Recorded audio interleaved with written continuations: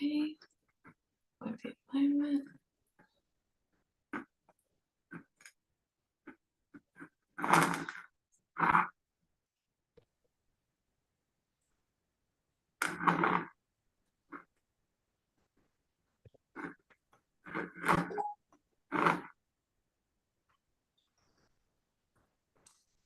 Good afternoon or evening. My name is Gabrielle and welcome to the webinar, Protecting Your Energy While Growing Your Business. This is a live webinar, which we are also broadcasting live across the Get Real with Gab YouTube channel. For everyone who is attending, if you would like to put your name and where you're coming from throughout the world, just put it in the chat. We'd love to know where you're coming from. Moderating today's webinar is Jeremy Bognick, and at the end of this session there will be a 5-minute Q&A. If you have any questions, please put it in the chat and Jeremy will be happy to take those questions and propose them to us at the end of the webinar. For those of you who may not know who I am the founder of Dynamic Unicorns, a business advisory firm that delivers strategic advisory services, fractional support, workshops, webinars, and project-based support to startups, side hustles, and small businesses across Australia, Canada, North America, and Europe. Our guest speaker today is Bonnie Levine.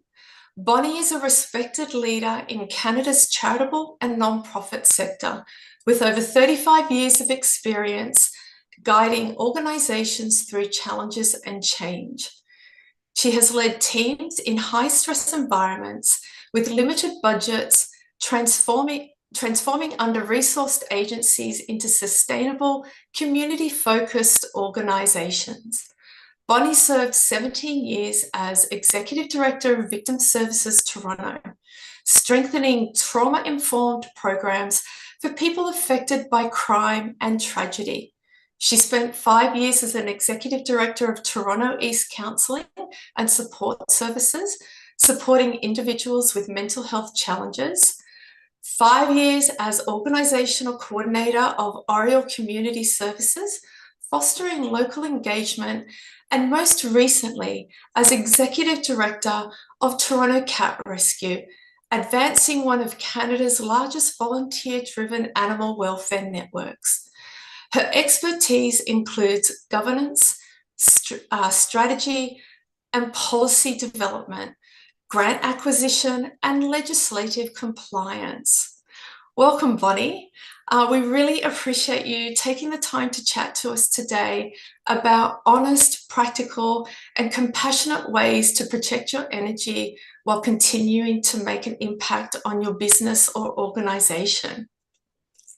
I want to begin by asking you, how did you start your career and what path led you to Victim Services Toronto?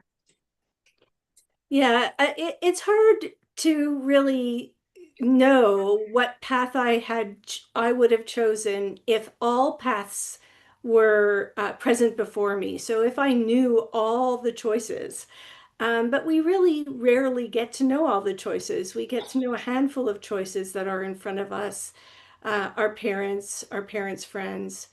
When I was young, I grew up with a single mother who was absolutely miserable at her job. Um, and I watched her and I realized I do not want to spend most of the hours that I'm awake. I do not want to spend them miserable. So I want to feel happy with what I'm doing. I want to enjoy what I'm doing. And I started thinking about what were the ideas that I can do. My mother had a friend who worked in palliative care. She worked in a long-term seniors residence.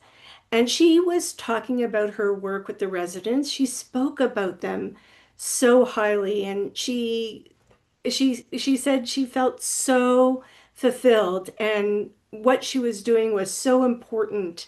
And she talked about the privilege of being there for people when they died. And it really, really moved me. And I thought, that's it. That's what I want to do. Um, if I could spend my life, feeling like I'm making a difference, I'll feel good. I knew I wasn't going to make lots of money, but so I decided to go into the social services field. And my first job was working with seniors, which I didn't enjoy as much as she did. Yeah. Uh, then I started working. I worked at a domestic violence shelter, frontline. I worked at a homeless women's shelter. I worked with people with mental illness. I worked with newcomers to Canada. I worked in many, many different sectors. And I really did find them all fulfilling, and it really helped shape who I am today. I spent the longest part of my career. I've been in social services actually closer to 40 years. Oh, Uh, wow. yeah, and half of that, 21 years, was in the victims services sector. So yeah, it's been an honor and a privilege. I really feel good about my career. I am looking forward to retiring, though. Of course. Yeah. So, as a leader of an organization that helped people facing such extreme circumstances, when a crisis occurred or issues arose with staff, especially around mental health, burnout, or personal struggles, how did you handle them? Can you give us an example? Yeah. So this one is difficult because victim services, the staff were very unique in that they were in trauma, working in trauma from the moment they got to work to the minute they got home. Unlike police, you think, police work in trauma a lot. Police have varied duties. They go on patrol or they, do speeding tickets. They have administrative duties. But our staff are working with victims really in the immediate aftermath of a crime. So, in the throes of trauma, um, every single day. So, we really, our staff really struggled with vicarious trauma, compassion fatigue, and of course, there was burnout. And I think even some of our staff, they were suffering from post-traumatic stress disorder. So, yeah, we've seen it all. Like personally, I remember there was this one staff who was working with a domestic violence victim whose actually her head was like almost severed by her abusive spouse. And she said, when I got home, like I had nothing left in me, like nothing. And she had a young child who was crying and needing her to, comfort her. And, she had a paper cut. And she said, I had like no empathy left. I just couldn't give it. And, like, what are you crying over this little paper cut? Don't you know people are Yeah. have so much worse? So yeah, our staff were really in it. Um, One of the things about addressing it in the workplace is talking about mental health openly. You really have to destigmatize it. A lot of people have sympathy for people with physical health issues or physical limitations or medical illnesses, but there's not a lot of sympathy or care for people who are dealing with stress, burnout, and a variety of mental health issues. I used to hear staff say, like, dismiss people and say, oh, well, she has mental health. And I would challenge that. It's like any bias or stereotypes that you have in the workplace, you really need to challenge that because if a person is struggling at all, it doesn't invalidate that person or that person's experience. Uh, Yeah, wow. And I guess like just around that, with small businesses and not-for-profits, and you've just been talking about, trusting a trustful communication and an open communication when it comes to stress and mental health. what role does appreciation and acknowledgement play in protecting team energy? Um, you jumped around there. Yeah, sorry. Yeah. Yeah, yeah, Um, can I get there? Is that yeah, of course you yeah, can. yeah, yeah, Yeah, yeah. absolutely. You know, Yeah, with my notes, but can I go back? Because there were some things that absolutely. Yeah, even though we didn't have a lot of money at the beginning, we did grow and we were able to do more and more things. There were some practical things that I did to support staff that I think were important. Do you mind if I go back to that? yeah, absolutely. Yeah, So, one of the things I introduced that staff absolutely loved, it really made them so happy, was I introduced something called recovery days. And yeah, these were days, they weren't vacation days, and they weren't sick days, and there was no limit.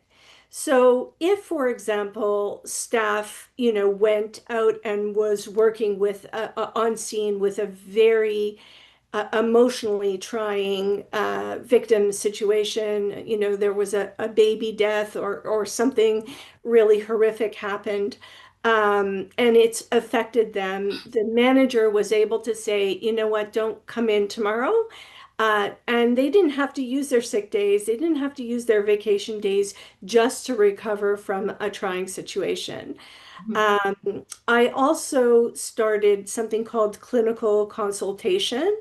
So I hired external social workers where staff could talk to these people. Like they didn't report to us, like they didn't tell us what staff discussed, but staff were able to talk about how the workplace was impacting them personally. yeah. And they can do that without fear of reprisal. And another thing I did was I reduced the work week from 40 hours a week to 35 hours a week. So, but instead of them working, they all worked 8 hours a day, 5 days a week. Um, I reduced it to 8 hours a day, 5 days a week but they can take the 10th day off. So every other Okay. week they got a day off. These things that I implemented really, really were appreciated by staff. Yeah, and I guess they were low cost as well because they're getting paid, even though, they didn't turn up for that day's work, they're still getting paid as an employee for that day that they're taking off for a mental health day. Yeah, Yes, awesome. exactly. Yeah, amazing. And so I guess just coming back to that question with, the role of appreciation and acknowledgement play in protecting your energy. I'll just reread the question again. As a small business or a nonprofit leaders, how can they foster open, trusting communication around stress, mental health, and self-care? And then what does appreciation and acknowledgement play in that when it comes to protecting your energy? Um, I still haven't found my notes on that. Oh, okay, that's okay. What number was that? Do you know? Do you It remember? was actually it was after, um, can you give the example? So I have them all numbered, but that's okay. yeah, I do need my notes in order to do this. So That's okay. That's all right, Bonnie. do you want Um, to go back and do them in order as you sent them to me?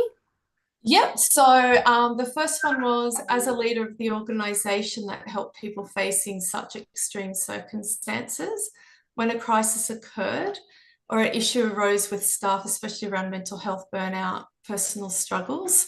How did you handle them? And give you an example, which you did give the example.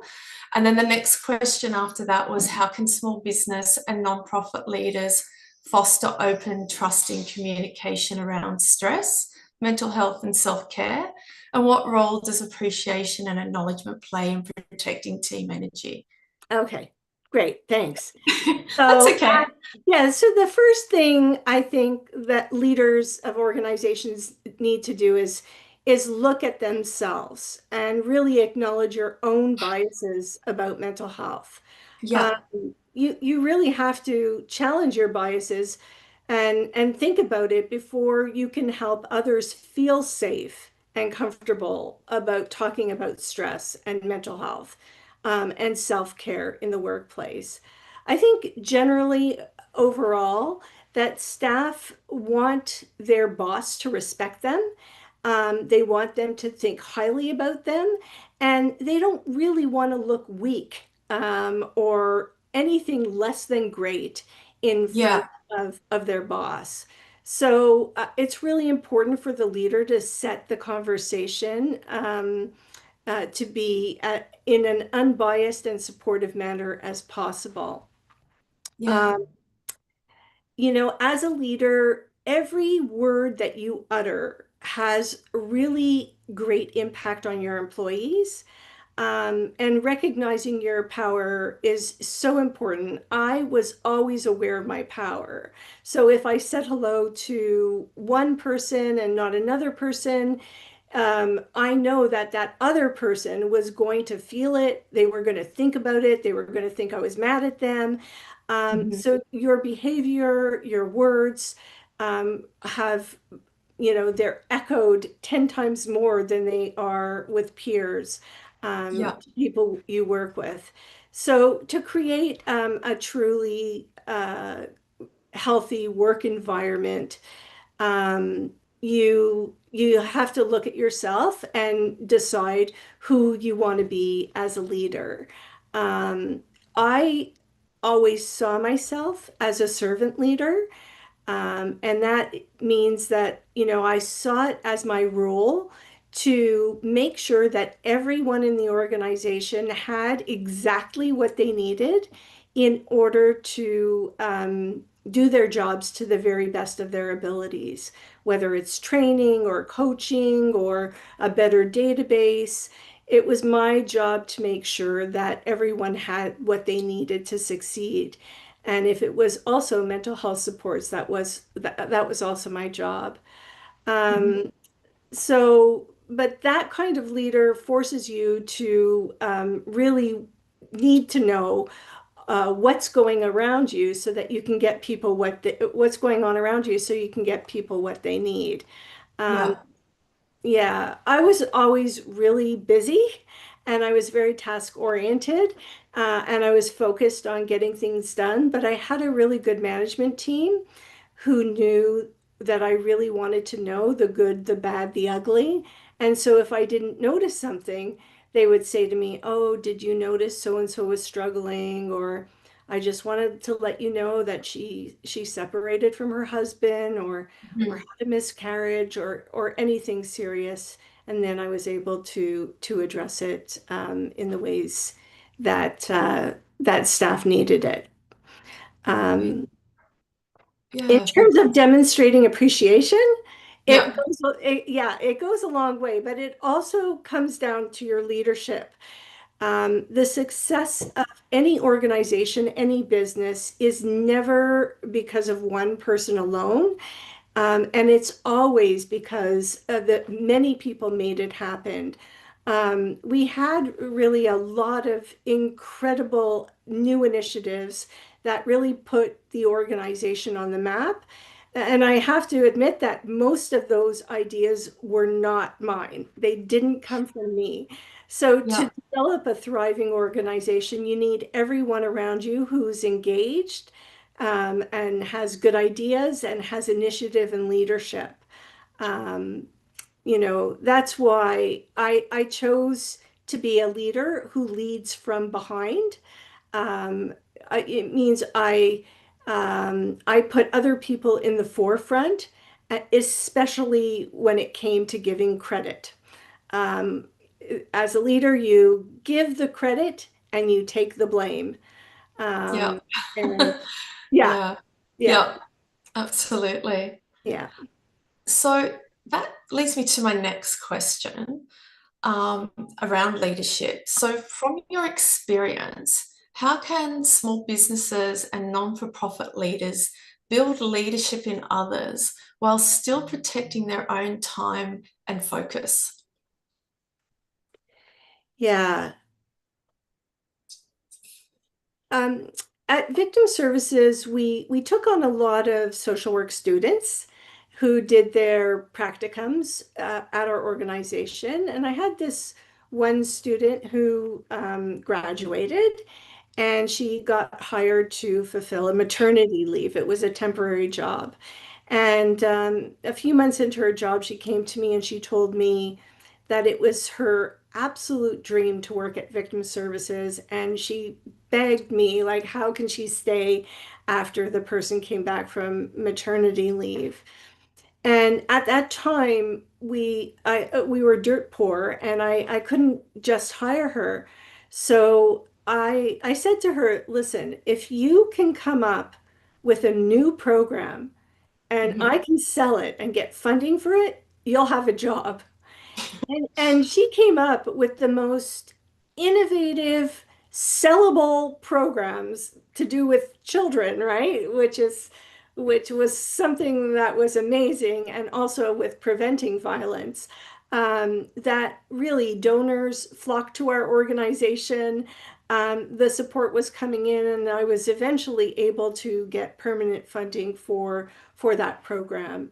So, I think it's important to encourage employees no matter what the position is. I don't even care if they are the person that cleans the office. Um, Mhm.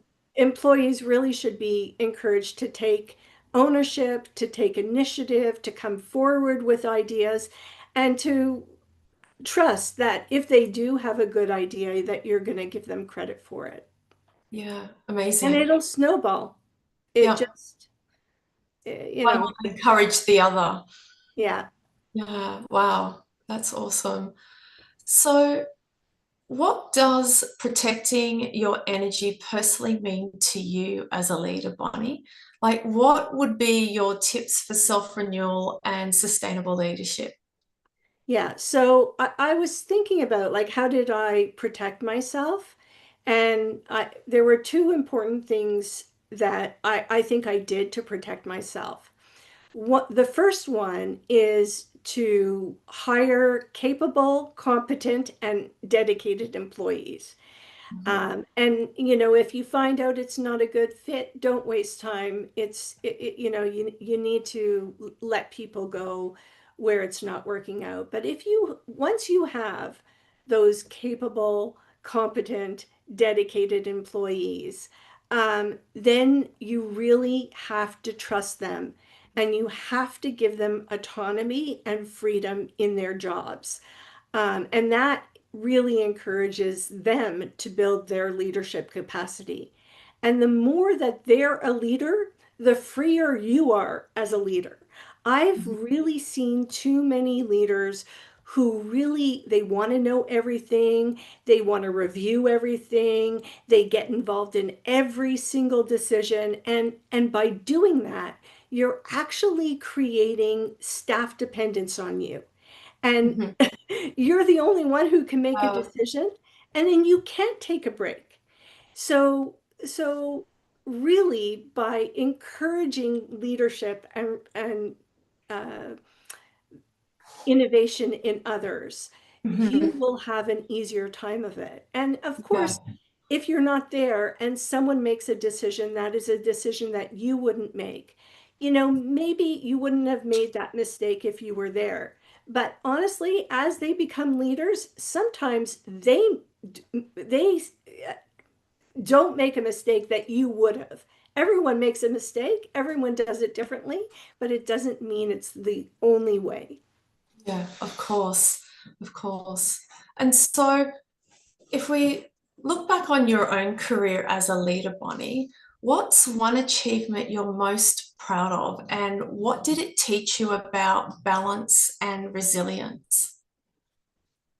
Um, I have two things that I'm really proud of. I took three different organizations that were on the verge of closure for various reasons, And I worked really hard um, getting people involved in this cause, and turn them into thriving, respected, and really responsive community organizations. And I'm really proud of that because by doing that, those services still exist. They're still helping people, and they've really saved hundreds of lives. So I'm proud of the work that I've done organizationally. But I'm also proud about the leadership that I've inspired in others. Um, you know, uh, I, so many of the former staff have called me and said, you were my mentor. I would have never done this if had it not been for you. You believed in me, and that meant so much to me. And I've always thought if I could really impact one person's life in a significant way that was meaningful, I would feel that I've done good, and I would feel proud of that. So yeah, that's Amazing. those are the two things. Amazing. And I guess outside of work, what helps you recharge and keep perspective? Um, so yeah, honestly, like people are the most draining part of the work, and they're also the most rewarding part of the work. And spending time with, family and friends, walking in natures, being outdoor, being with animals. I'm a real animal lover. Those are the things that help me recharge. And the things that help me keep perspective are some of the simple things, like be kind, don't sweat the small stuff, stay humble, and remember what really matters and what's important. So, that kind of self-talk. Sure. Are you a dog or a cat lover or a bird, I rabbits, I all love animals? animals, Yeah, all animals. Yeah. amazing. Do you have a favorite? I really am a cat lover. I've had cats. I've worked with cats. I find them adorable, but I love dogs. I love rabbits. I love birds. I had a little lizard. My daughter has a snake. Amazing. Oh my Yeah, gosh, reptiles. yeah. I just like animals. Amazing. And I guess I've got one last question for you today, Bonnie.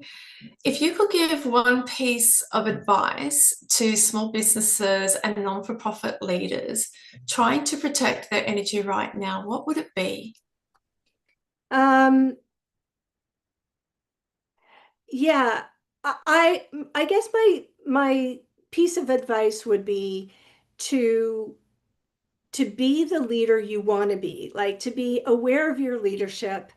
Um, Even if you have, for example, tendencies toward being a task-oriented person, you can you can decide who you want to be as a leader and make those conscious choices, and they will have an effect on your not only your workplace, but your work-life balance as well. Um, Yeah, that's amazing and really good advice as well. So I guess that comes to our Q&A session of the webinar.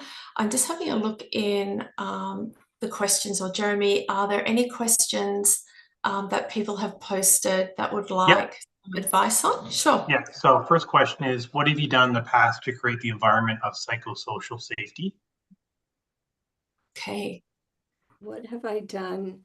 Yeah, the I developed a code of conduct in the organization where, I mean, sometimes there are behaviors, people whisper and talk and other people feel excluded, where, I outlined some behaviors that are really not acceptable in a workplace, and need to be eliminated from the workplace. And then there are behaviors, if you come in, you speak with everyone, you say hello to everyone, you're pleasant with everyone. So, it's really around policy development and uh, setting the expectations around behavior in the workplace so that everyone comes to work feeling safe, and feeling supported. Everyone, you do have personalities in the organization, and some people aren't going to like other people. But if they want to talk about it, they got to take it all the way outside the organization. And I don't mean that they step out the door and start whispering. I mean, they got to talk to people who are not involved in the organization about what's going on for them, because it's insidious, and it really can infect an organization very quickly. So, and it's also mirroring the behaviors that you want to see, demonstrating respect for people, listening to people, those types of things. Great. Now, I have a question here for Gab. Do you have Yes. any tips for maintaining momentum and ambition while still preventing overextension? Yeah, that's a really good question. So I guess like having moved to Canada, I've really had to address the issue of momentum and ambition and burnout. Leading up to me moving here, I was quite burnt out. And so I really had to take a step back and really focus on the things that need to be done in the business that will actually move us forward rather than trying to tackle everything. And so self-preservation has been a really top priority for me. And so I've been doing things, for example, going to the gym, going for a walk. I've actually invested in some equipment called the Pulsetto, which I wear around my neck every evening to try and calm my vagus nerve, try and reduce some of that stress. I'm naturally, I guess you could say, quite a highly strung person or high achiever, or someone that when I put my mind to it, it's like go, go, go, go, go, and it's go at no cost, hence why I don't do team sports. And so I've really had to address that issue so I don't burn out and I can be effective for my employees that I have. And so it's just really taking the time and focusing my energy where it needs to be and not on the things that aren't going to move me forward. Right. Now, this next question is for Bonnie. How do you navigate the conversation you describe when dealing with such sensitive issues, particularly in a country like Canada, where it's typically a conservative culture? Sorry, I don't understand the question. Can you repeat it? So I'm just reading it verbatim. It's how do you navigate conversations that you describe when dealing with sensitive issues, Yeah. particularly like because Canada is known as a more uh, conservative culture. In Australia they share more in certain things. Canada is more conservative in that sense. Um, how do you navigate these kind of difficult or sensitive issues? I I'm not sure that I fully understand. I think Canada may be conservative, but I think our social service system is not conservative at all. And we're more used to and open about feeling discomfort and acknowledging it and speaking about it. I think we're not as conservative in the social service sector. Oh, I think there's a lot of activists too in the sector. So those conversations, those difficult conversations, I'm not saying that they always go well, but I do think it's also about laying the ground rules for communicating respectfully.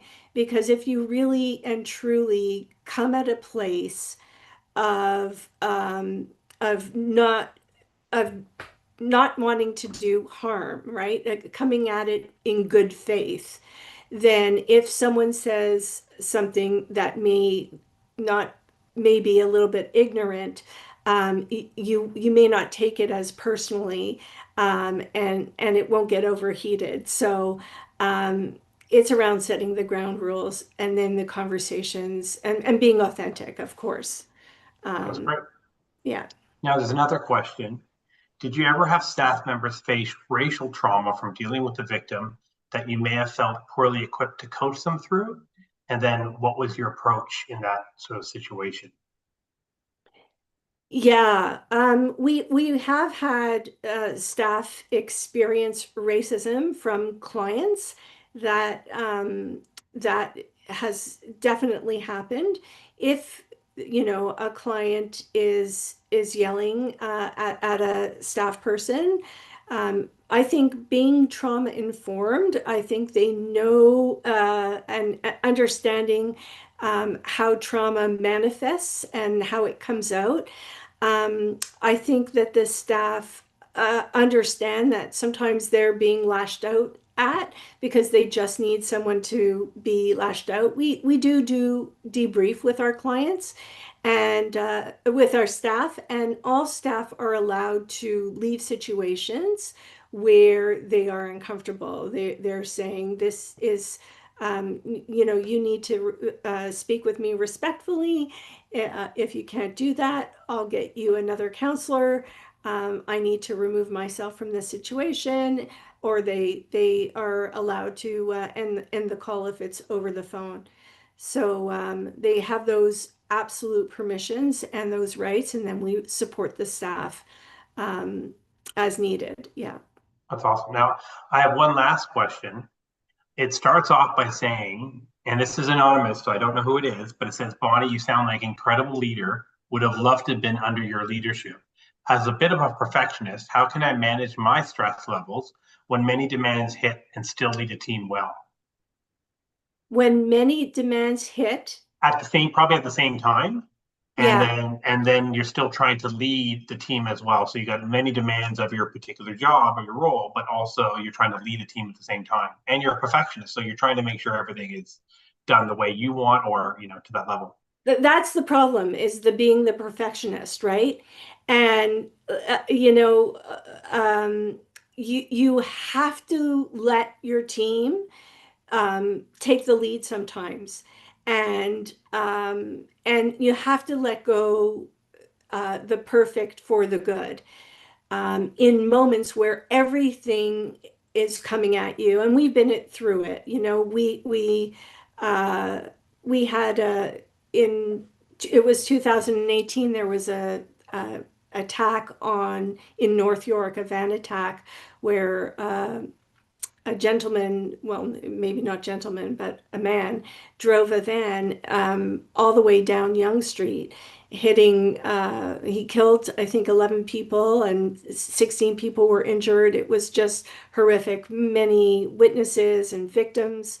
And our organization was in crisis. There was so much coming at us.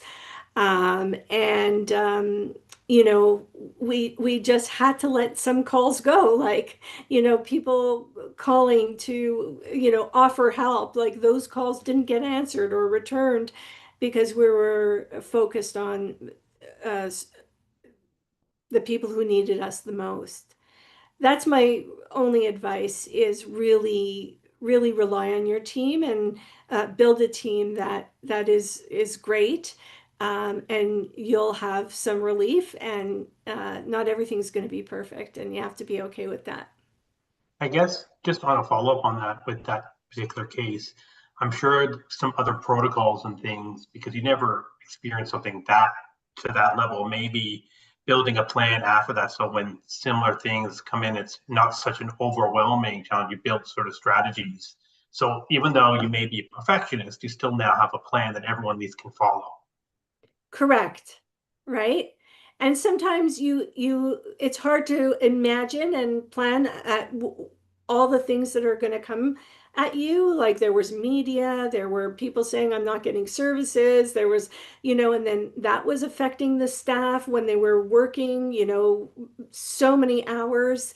There was so much going on, and we didn't know really what to expect. I think after that, we certainly put a plan in place, but you know, we just figured it out as we went along. Yeah, rolled with it and just tried to address it as it came Yeah. in.